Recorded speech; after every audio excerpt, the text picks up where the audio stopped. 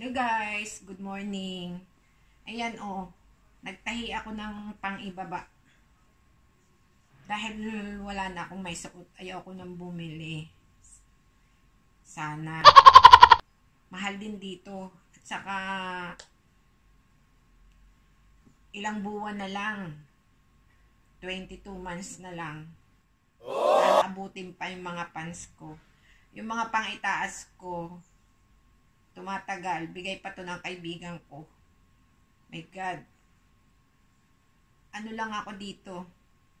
Wash and wear ng mga damit na pambahay.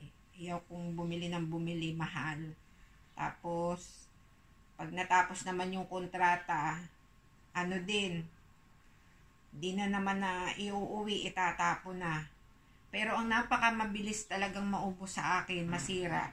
Mga pang-ibaba. Yan, katulad nito. Sira dito sa may puwitan.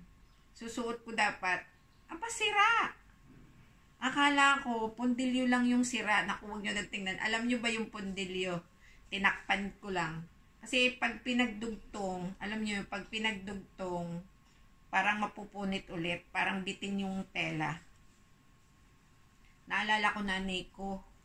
Lagi siyang may mga, dun sa sulok ng bahay namin, lagi siyang may yung may tinatahi na damit, hindi niya tinatapon.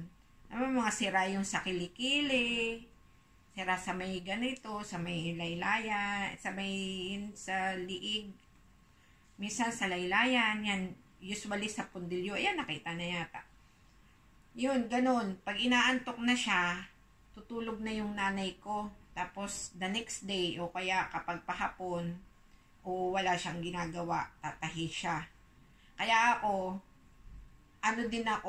marunong din ako magtahi.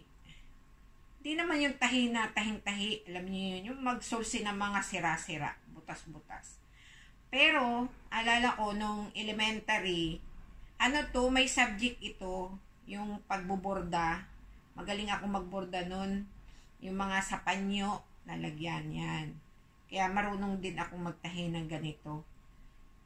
Sa bagay, madali rin naman ito. Pero syempre, alam niyo yun, kakatama din minsan.